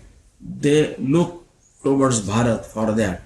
और जो इस भारत को दुनिया जानती थी सदियों से, उस भारत को हमारे लोग ही नकारना शुरू कर दिया था, और हम उधार पश्चिम के शब्दों को लेकर अपनी पहचान दिखाने का प्रयत्न किया, and denying what we actually are, which the world knows since ages, was being called as to be progressive, liberal, intellectual। और भारत की बात कहने वालों को उन्होंने कम्युनल, एंटी प्रोग्रेसिव, डिविजिव ऐसा करार करने का प्रयत्न हुआ। इसलिए भारत की दिशा हम तय नहीं कर सके, इसलिए जितनी प्रगति भारत ने करनी चाहिए उतनी हम नहीं कर सके। लेकिन हम सबके प्रयासों से, ईश्वर के आशीर्वाद से, संतों के प्रयास, संतों का बहुत बड़ा कंट्रीब्यूशन है। अलग अलग भाषा में सबने बात एक ही कही है। मैं गुजरात में काम किया मैंने, तो वहां पर नरसिंह मेहता का एक वचन है, भरत खंड भूतलमा जन्मी, जेणे गोविंदना गुण गाया रे, धन धन तेनी माता पिता ने, धन धन तेनी गाया रे। भरत खंड भूतलमा जन्मकर जिसने गोविंद के गुण गाए, उसके माता पिता उसको जीवन धन्य, उसका सारा ऐसा है। मैं जब आसाम में गया, मैंने आचार्य शंकर देव का एक वचन सुना कि कोटि कोटि जन्मांतरे जहारा से महापुण्य राशि, शीशी भारत वर्ष जन्म मनुष्य रूपे आसी। यानी कोटि कोटि जन्मों के महापुण्य के कारण भारत वर्ष में मनुष्य रूपे जन्म मिलता है। I was so surprise. मैंने गुजरात में फोन करके पूछा गुवाहाटी से कि नरसिंह मेहता का पीरियड कौन सा था। दोनों 16वीं शताब्दी के दोनों में के जन्म वर्ष में केवल 50 साल का डिफरेंस है।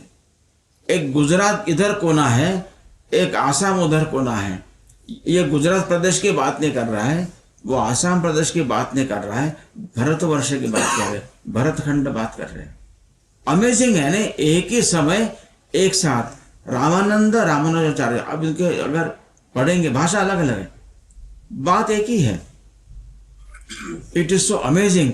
उसको देखकर अगर हम करेंगे तो अब ये भारत के स्वत्व के प्रकट होने का समय आया है।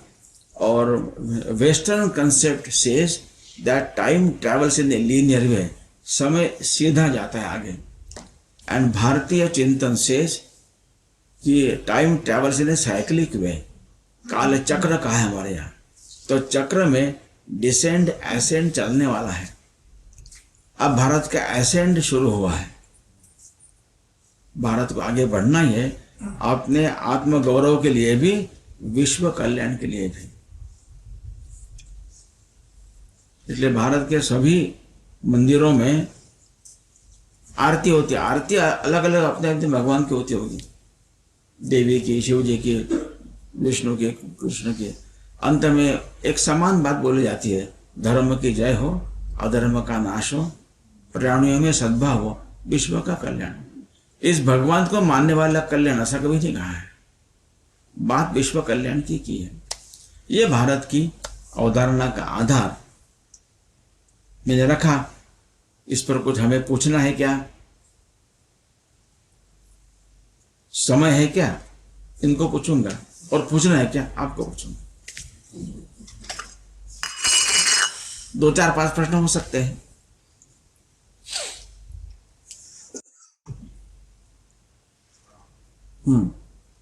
अपना परिचय।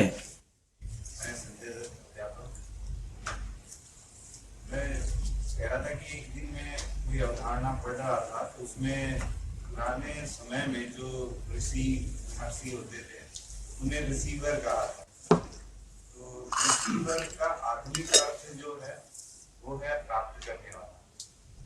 और उस समय भी वो लोग आत्मिक चिंतन से या किसी भी तरह से विचारों को प्राप्ति करते थे।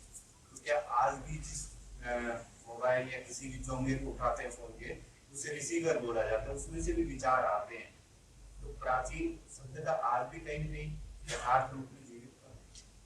तो हम इसी परंपरा को मान करके कि जो विचार यहाँ किसी के मन में उठा है, तो वो कहीं गुजरात से आसाम तक इसी तरह से है ना। एक ग्लोबल कॉन्शियसनेस वर्क्स एक्चुअली। आप देखेंगे कि मार्कोनी ने जो खोज निकाली इलेक्ट्रिसिटी की, उसी समय जगदीश बसु ने निकाली थी। अब उसके नाम से चली वो, लेकिन मार्कोनी का पोता अभी आया था, उन्होंने ये कबूल किया एक ही ग्लोबल कॉन्शियसनेस एक होता है, एक साथ एक विचार अनेक लोगों को एक साथ आ सकता है। ये भारत ही मानता है। जी, मेरे सवाल, आपका नाम, परिचय। मेरा नाम सगुन है, मैं ढाका हूँ। हाँ, 2 पार्ट्स में है। एक है कि जो बात हम आपने बताई, जो जेन जी है, आज की जनरेशन है, वो सबसे ज्यादा डेविएटेड है इन फैक्ट से। तो क्या बच्चों के साथ इस टॉपिक पे बात करनी चाहिए, और अगर करनी चाहिए तो किस तरीके से करनी चाहिए? अगर they are mostly deviated from the facts and if you try to talk it out, तो वो सबसे ज्यादा इसको डिग्रेड करते हैं कि क्यों करनी है बात। ठीक है। ऑब्जेक्शन भी करते हैं। आपके 2 प्रश्न है। पहली बात तो बात अवश्य करनी चाहिए, मैं करता हूं। कैसे करनी चाहिए? तो उनको उपदेश नहीं करना चाहिए। आपको तो पता नहीं, आप तो एकदम अज्ञानी हो, पता नहीं क्या क्या मोबाइल में घुसे रहते हो। तो उनको आप प्रश्न पूछिए, उनसे डायलॉग कीजिए। मैं प्रश्न पूछता हूं, I provoke them to think by asking questions. सीधे उत्तर देता नहीं हूं, फिर ध्यान में आता है धीरे धीरे उत्तर की तरफ बढ़ रहे हैं, फिर उनको पढ़ने के लिए बता दो, अब ये पढ़ो वो पढ़ो। तो उपदेश नहीं करना। मेरा यंग पीढ़ी से खूब अच्छा डायलॉग होता है, क्योंकि मैं 2 बातें टालता हूं, एक बात करता हूं। उनको मैं उपदेश नहीं करता हूं, और हमारे जमाने में हम क्या करते थे वो नहीं बताता हूं। तो मेरे साथ बैठते हो, लंबी देर तक बैठते हैं, उनको मैं प्रश्न पूछने के लिए पूर्ण छूट देता हूं। आस्क एनी डैम क्वेश्चन, कुछ भी, वो खुलते हैं धीरे धीरे।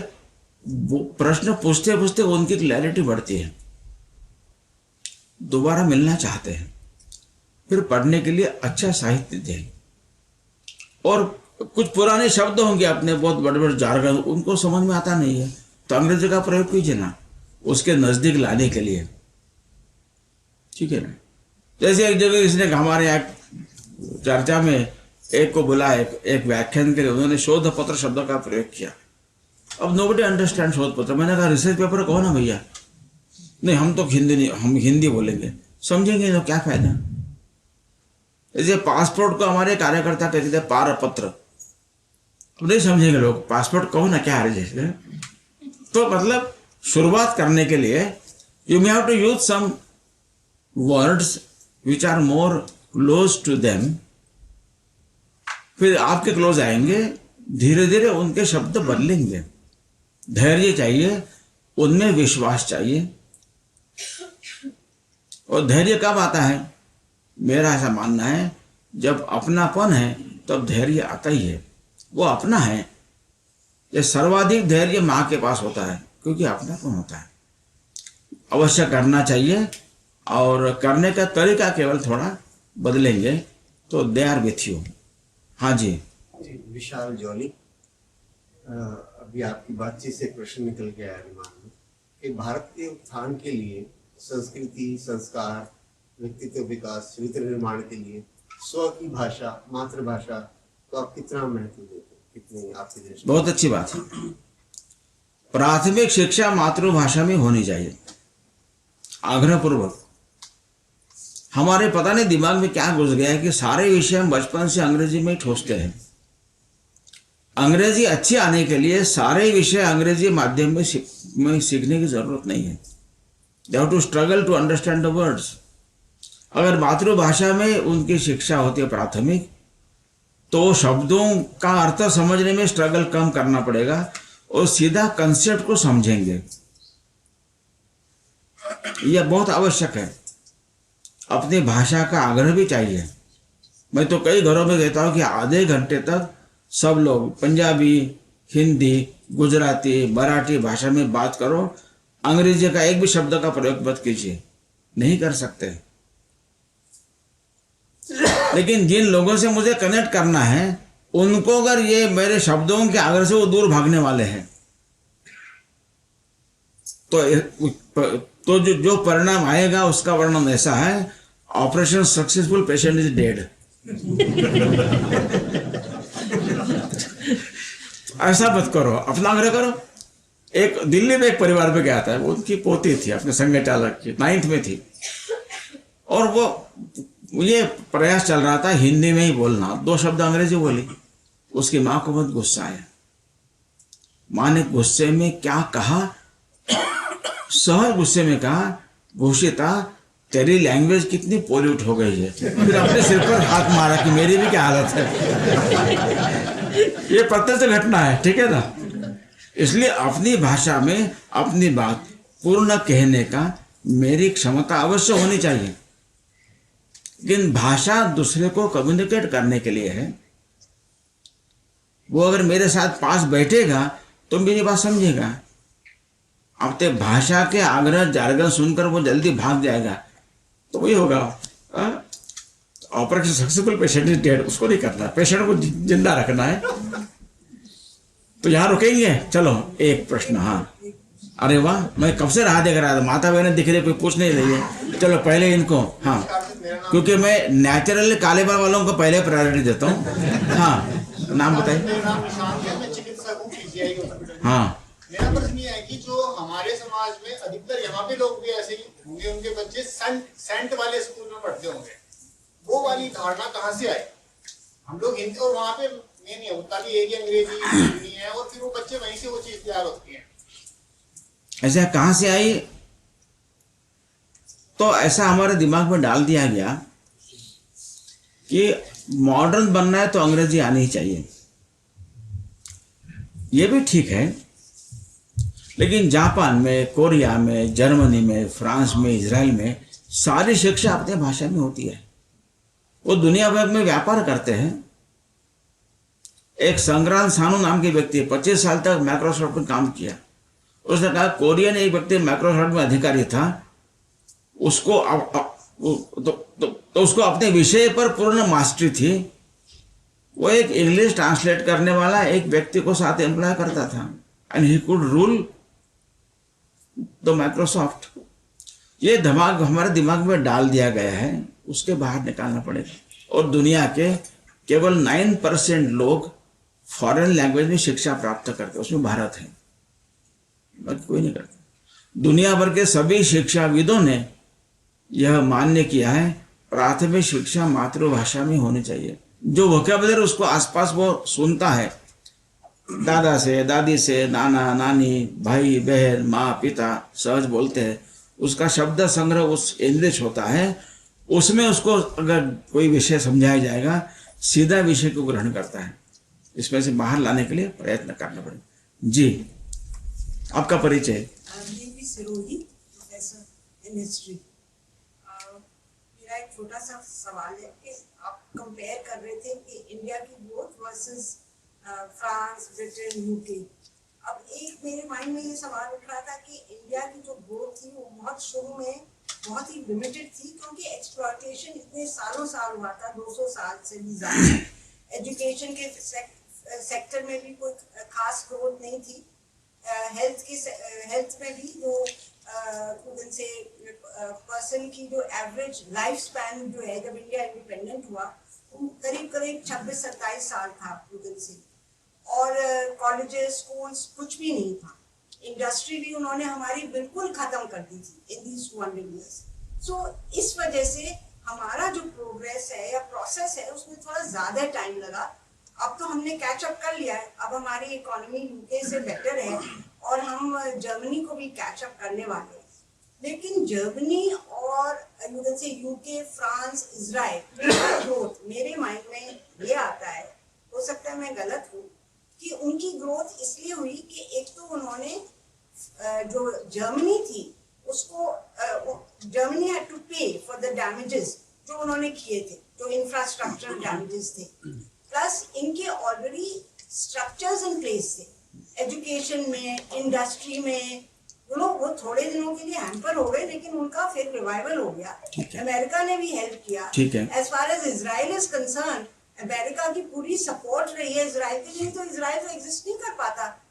तो ये मेरे माइंड में एक सवाल आ रहा था कि कंपैरिजन कि उन्होंने ग्रो किया, हमने नहीं। एक तो आप बैठी है, एक लंबी डिबेट इस पर हो सकती है, परंतु ग्रोथ मतलब केवल इकोनॉमिक ग्रोथ नहीं है। ग्रोथ कैसे मेजर करना, उसके भी पैरामीटर्स हमने उनके लिए हैं, जीडीपी वगैरह के माध्यम से कर रहे हैं। नहीं, हेल्थ आल्सो, हेल्थ सभी विषयों में मैंने इसलिए कहा कि उन्होंने बहुत बड़ा एक स्ट्रक्चरल डैमेज के बाद शुरुआत की, इसलिए मैंने फ्रांस का नाम नहीं लिया। जर्मनी, इंग्लैंड, जापान, तीन ही देश लिए, और इजराइल। और भारत अच्छी स्थिति में था, भारत ने खूब अच्छी प्रगति करनी चाहिए थी। हम अंग्रेजों ने क्या किया वगैरह वहां तक नहीं करेंगे। हम आजाद हुए, हमने क्या किया? हमने खेती कृषि की तरफ कितना ध्यान दिया। महात्मा गांधी जी का हिंद स्वराज पुस्तक है, कितना अच्छा पुस्तक है। पंडित ने स्क्रैप कर दिया, मैं इस पर विश्वास नहीं करता हूं। आज गांव खाली हो रहे, शहरों में भीड़ बढ़ रही है, क्राइम बढ़ रहा है, संबंध खूब शिथिल हो गए।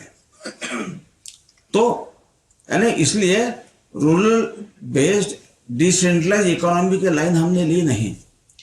अगर आपने पढ़ा होगा, if you can read you should read first स्वदेशी समाज एक। अमर्त्य सेन ने भी ये बात कही है। अमर्त्य सेन को बहुत बाद में आए, लेकिन शूमाकर को पढ़ी है।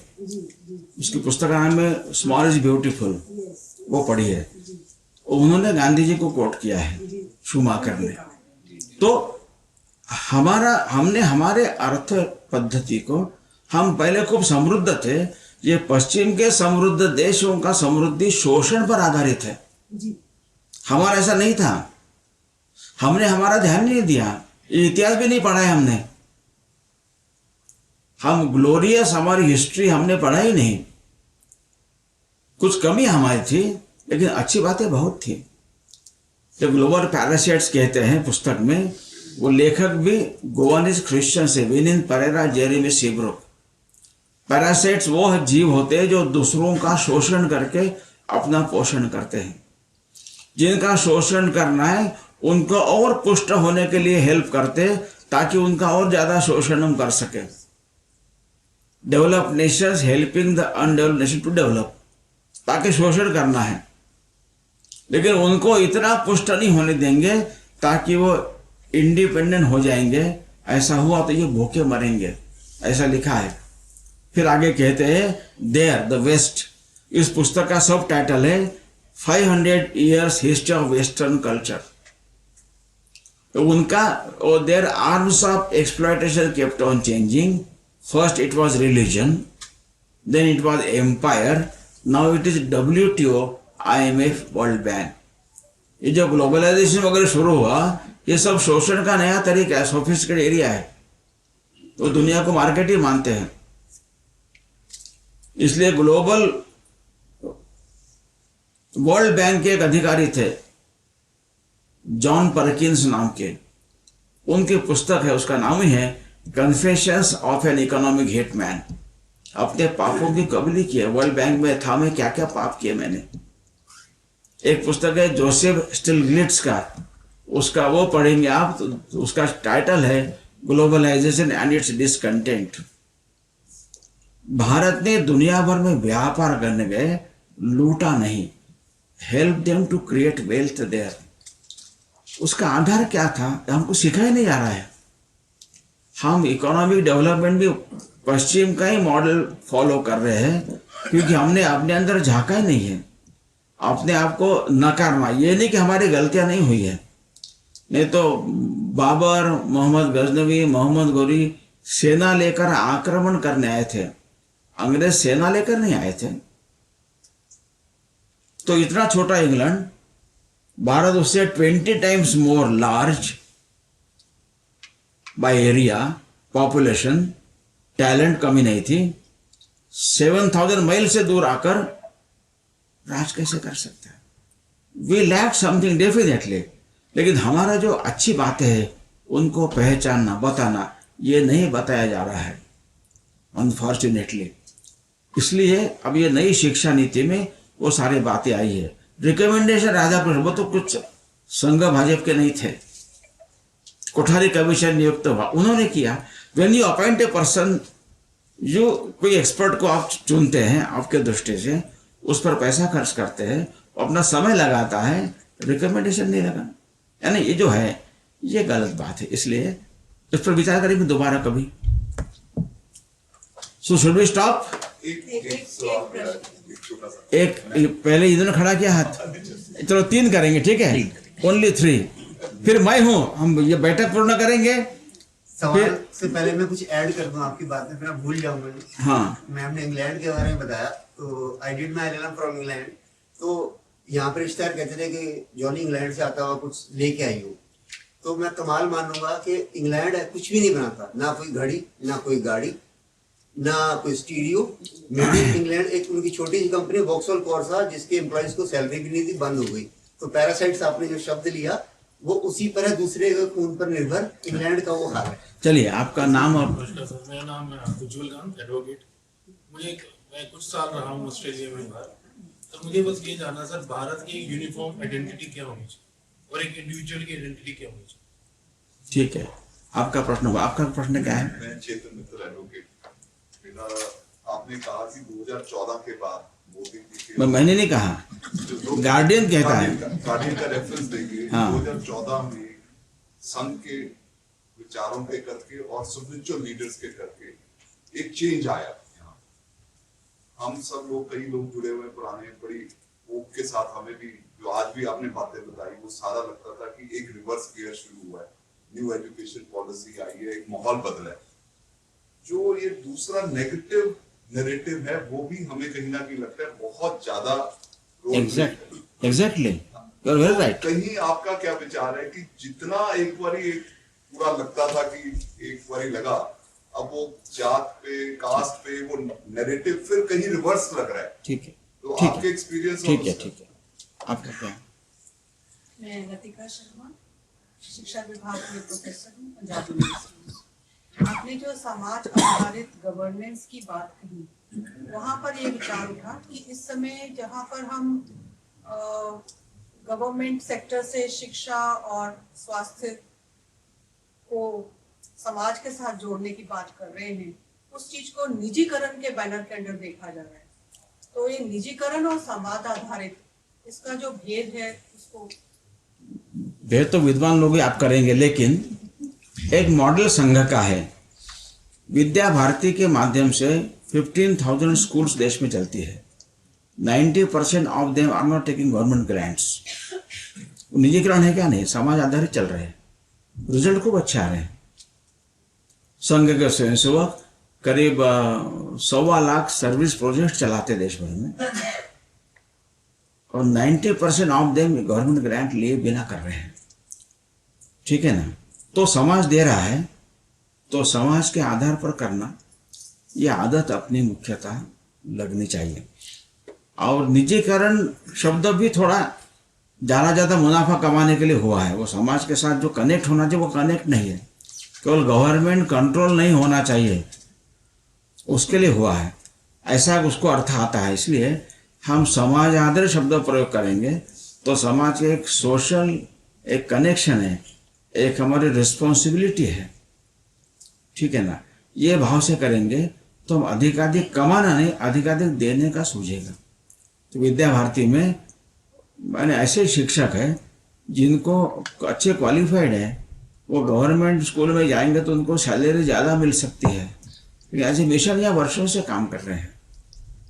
मेरा प्रश्न शिक्षा से इसीलिए भी जुड़ा हुआ है कि इस समय विद्या भारती के काम को कम विजिबिलिटी देते हुए Mahindra and Mahindra, lovely professional university, इनको विजिबिलिटी जो मिलती है उसके अंदर निजीकरण शब्द से नरेटिव दूसरा बनता है राष्ट्रीय शिक्षा नीति के विरोध में। ये होता होगा, लेकिन 2-3 साल पहले उत्तराखंड के विद्या भारती के स्कूल का रिजल्ट इतना अच्छा आया तो टाइम्स ऑफ इंडिया में न्यूज छपी थी कि एक नॉन फंडेड एक प्राइवेट स्कूल सभी फंडेड स्कूल को टक्कर दे रही है, ऐसा शीर्षक था न्यूज़ वाले में। कुछ वर्ष पूर्व ओडिशा में उनके ध्यान में आया कि भाई जो 10th की एग्जामिनेशन है उसमें पहले 100 में 50 से अधिक विद्या भारती के, वहाँ शिशु मंदिर कहते हैं, विद्यार्थी है। तो अधिकारियों को बड़ा आश्चर्य हुआ। तब ये नवीन पटनायक की गवर्नमेंट थी उस समय। वो विद्या भारती ऑफिस में गए, उन्होंने पूछा क्या करते हो सर। वो ध्यान में आया कि बहुत अच्छी बात है, क्योंकि उन्होंने अपने टीचर्स को ट्रेनिंग के लिए विद्या भारती के लोगों को बुलाया था। तो ऐसे लोग भी हैं, ठीक है ना। तरह तरह की बातें होगी, उस किन शब्दों में बांधना वो अपनी बात है, शब्दों की मर्यादा हमेशा रहती है, हमेशा। आपका प्रश्न क्या, आपके प्रश्न बाद में आऊंगा। हाँ, आपका प्रश्न क्या था?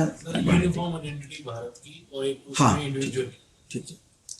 तो भारत का आइडेंटिटी आध्यात्मिकता है, which connects with the entire world, which see unity underlying in the diverse formations। पहली बात ये। दूसरा, समाज आधारित काम शुरू करना। तीसरी, भारत की विशेषता ऐसी जो मेरे कहना रहे, अच्छा वो आपने प्रश्न पूछ लिया कि हम जो केमिस्ट्री के प्रोफेसर है, कोई लॉयर है, कोई चार्टर्ड अकाउंटेंट है, कोई MBA हुआ है, कोई BA किया है, ऐसे सब लोग बैठे यहाँ पर। इन सबको हमारे शास्त्र में उपनिषद ने अविद्या कहा है। यह अविद्या खराब नहीं है, निगेटिव नहीं है।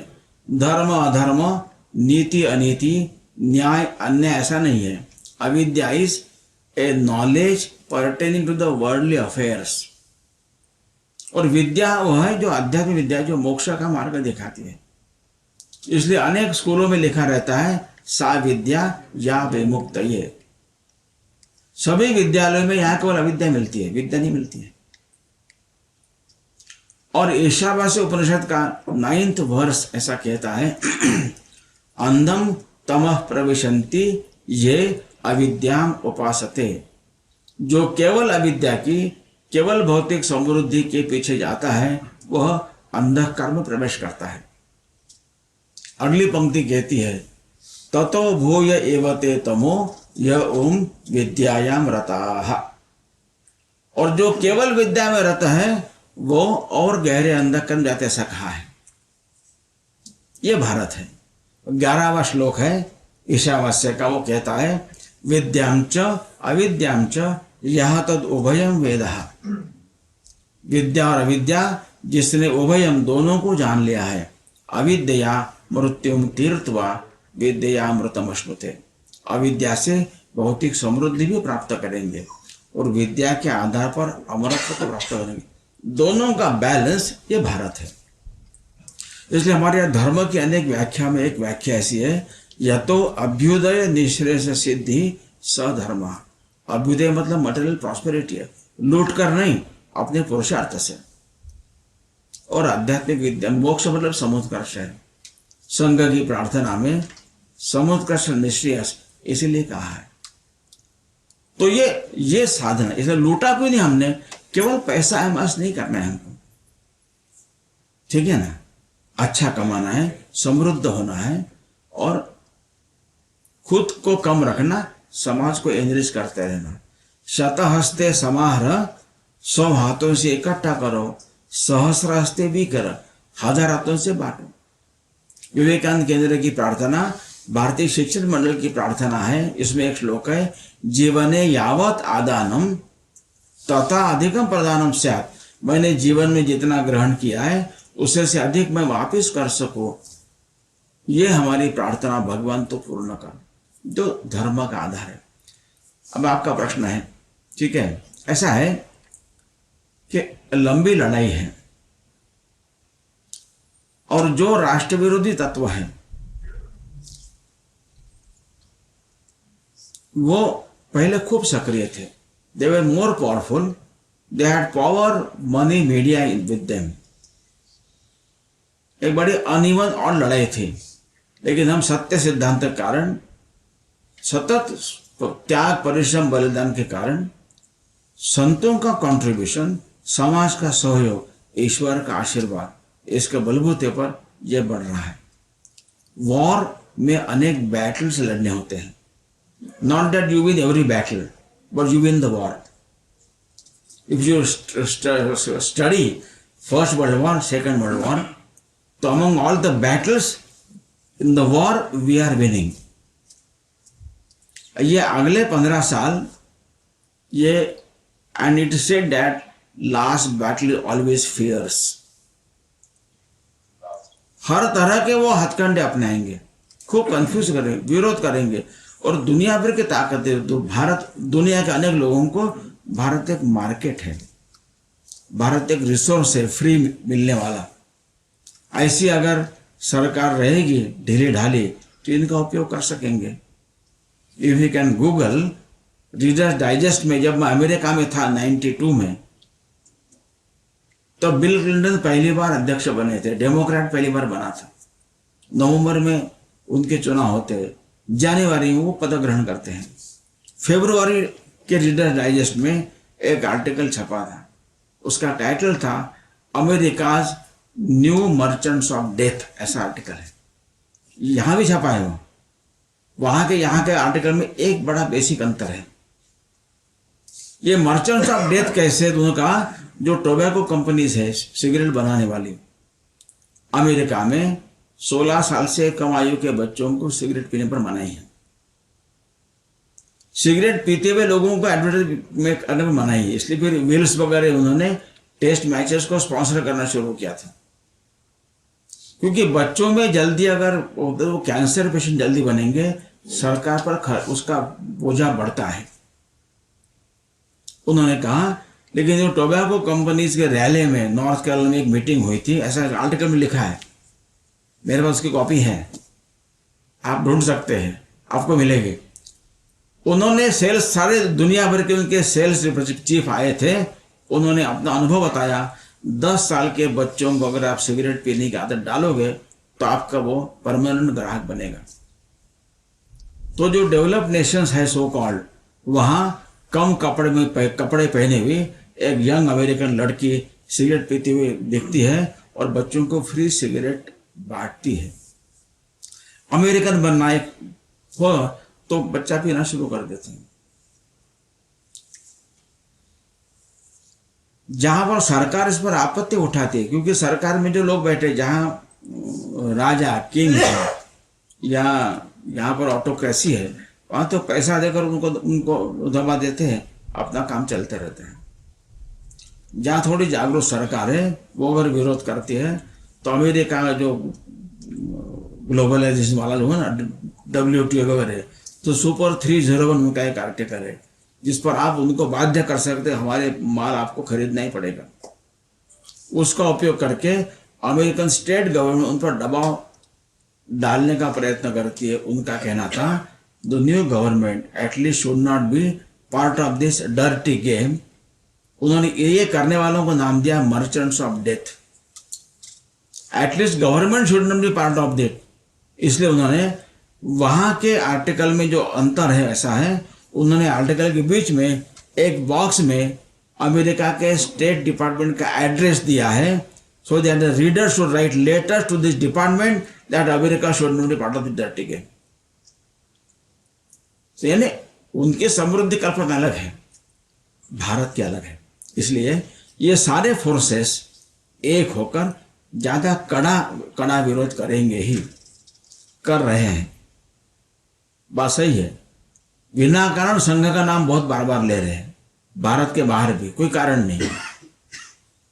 मुझे लोग पूछते हैं क्यों ले रहे हैं, मैंने कहा हमारी ताकत इसलिए ले रहे हैं, और उनकी इच्छा के बावजूद ताकत बढ़ रही है, इसलिए वो ज्यादा बौखलाए हैं।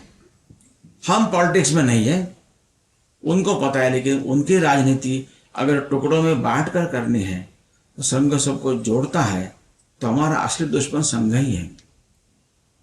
ये होगा इट बैटल ऑफ नर्व्स, लेकिन जीतना ही हमको। और आप देखेंगे सारा होने पर भी बीजेपी की सीट्स कम ज्यादा सारा हुआ, लेकिन आप अगर बीजेपी का वोट शेयर देखेंगे बहुत अंतर नहीं पड़ा है। लेकिन अपोजिट फोर्सेज जो डिवाइड हो गए थे वो एक हो गए, इसलिए संख्या अलग है।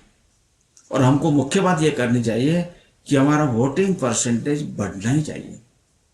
90% से कम वोटिंग नहीं चलेगा, सबका मूड बनना चाहिए। Out of 100 voters maximum 10 can not reach really to the booth, 90 तो पहुंचेंगे ही। ये अवेयरनेस हम लाएंगे। 5% भी अगर ज्यादा वोटिंग हुआ होता तो भी अंतर होता। तो इसको हमको ये जो एजुकेशन है, तो इसको थोड़ा और बढ़ाना चाहिए। और 2 शब्द है, educated and learned. I met some people who are not educated but learned, and met some people who are educated but not learned. तो एजुकेशन भले कम ज्यादा हो, लर्नेड लोग हो, ऐसा प्रयत्न करेंगे, चित्र बदलेगा। बदलना शुरू हो गया है। मुझे लगता है कि 7:30 हो रहे हैं, तो अब आपको कहूंगा तो बाकी पीछे भी लोगों ने हाथ खड़े किए थे, तो अब आप बताइए। मुझे दिक्कत नहीं है, आप तय कीजिए। अगर आप लोगों को किसी को दिक्कत नहीं है, टाइम ज्यादा हो रहा है, तो 5 मिनट हम और कर सकते। पहले 1 और 2, चलो 2 ठीक है। हाँ चलिए, आप पहले, बाद में आप। मैं विजय, अध्यापक हूँ। हम राष्ट्रीय गौरव की बात नहीं करते। हम बात नहीं करते कि योग एक 8 क्रियाओं का पैकेज रामदेव जी ने निकाला और पूरे विश्व में आ गया। औषधि की बात आई, आयुर्वेद की बात आई, वेद से निकला। हमारा बच्चा प्रश्न क्या है जो प्रैक्टिस करता है वो वैदिक गणित से उसकी प्रैक्टिस करता है और उसका सिलेक्शन होता है। हम राष्ट्र गौरव की बात नहीं करते।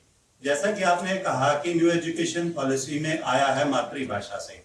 भारत में भारत की अवधारणा का विषय जो हमने लिया है उसको पाठ्यक्रम में छोटे छोटे खंडों में लाना चाहिए, ऐसा मेरा। ठीक है, सुझाव बहुत अच्छा। हाँ, जो अपना परिचय। लोकेश, अधिवक्ता हाईकोर्ट में। आप ही साथ आने वाले थे सुबह आज? हाँ।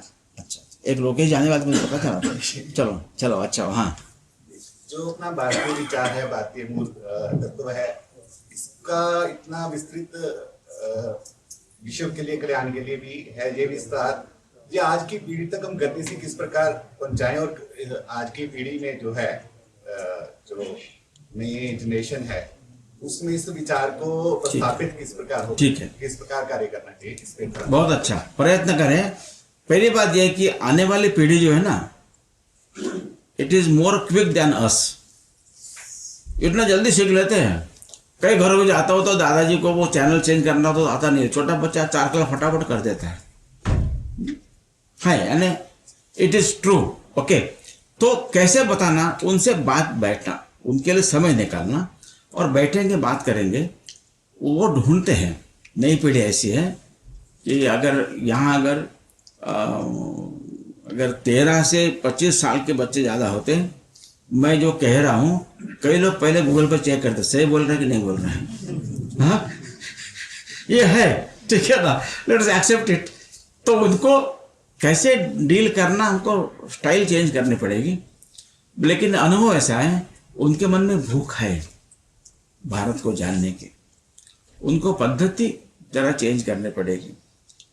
एक आदमी के यहाँ कुत्ता रहा छोटा सा, वो सफेद पप्पी होता है ना, बहुत लाड़ा प्यारा, हमेशा गोद में रहने वाला ऐसा, उसको बीमारी हुई, डॉक्टर के पास गए, दवा दी एक बोतल में, ढक्कन में सुबह दोपहर को शाम, फिर 3 दिन के लिए दवा दी। अब आया तो कुत्ते को अपने बगल में पकड़ा, ढक्कन तो निकाली, उसके मुंह में ठूसने का प्रयत्न किया, थोड़ा विरोध किया उसने, लेकिन दवा गई उसके पेट में। दूसरी बार जब इसके हाथ में बोतल लेकर, कुत्ता पास में नहीं आ रहा था। अब दवा कड़वी हो सकती, कुछ भी हो सकती है। फिर उसने थोड़ा दवा की बोतल छुपा के रखी, ऐसा पोछला कर उसको बुलाया, थोड़ा फिर पकड़ के रखा, दवा हाथ में लिए, वो और रिवोल्ट कर रहा था, लेकिन पर कस के पकड़ा, दवा ठूस दी बड़े प्रयास से। फिर तो ऐसा भागा कि दिन भर इसके पास आया नहीं, हमेशा पैर के पास रहने वाला। अब शाम को दवा देनी थी, 3 दिन देनी है, तो बिस्किट उसको ला देकर बाया, खड़ा होकर 2 पैर के बीच में दबा कर रखा उसको, क्योंकि बोतल हाथ में थी तो वो पास आता नहीं था। फिर टेबल से बोतल लेने गया, ढक्कन खोला, इतने में इसने इतने जोर से पुश किया कि इसका बैलेंस गया, वो दवा नीचे गिरी फर्श पर, बोतल टूट गई, कुत्ता भागा। इसने सिर पर हाथ रखा, अरे दवा चली गई, अब कैसे पिलाएंगे उसको।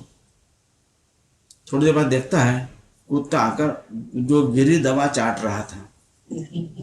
तो उसके ध्यान में आया उसको दवा पसंद नहीं थी, ऐसा नहीं था, दवा देने का तरीका पसंद नहीं था। तो तरीका बदलो, उसको पसंद है। हाँ, चलिए, सबका धन्यवाद। संघ और राष्ट्रीय विषय से संबंधित साहित्य लिटरेचर का स्टॉल ऊपर लगा हुआ है, हम ले सकते हैं। चाय की व्यवस्था भी की गई है कार्यक्रम के अंत में ऊपर। अब अंत में कल्याण मंत्र के लिए सभी अपनी खबर सिद्धि करेंगे, आधी पंक्ति के बाद सामूहिक। बैठ के नानक नाम चढ़दी कला, नानक नाम चढ़दी कला, तेरे बाणे सरबत दा भला। नानक नाम चढ़दी कला, तेरे बाणे सरबत दा भला। सर्वे भवन्तु सुखिनः, सर्वे सन्तु निरामया, सर्वे भद्राणि पश्यन्तु, मा कश्चित् दुःखभाग् भवेत्। ओम शांति शांति शांति। बस उतनी जरूरत नहीं, बस मत करोगे, स्थान छोड़ सकते हैं।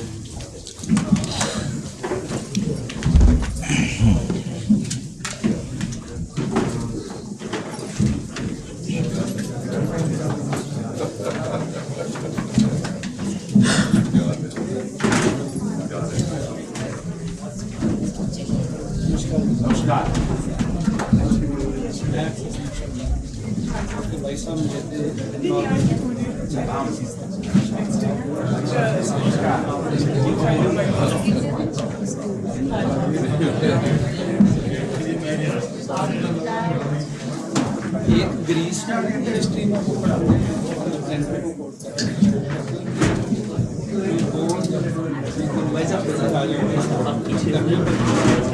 गामी पढ़ती थी, तो वो जो रानी थे वो कहते थे जब मौसम ठीक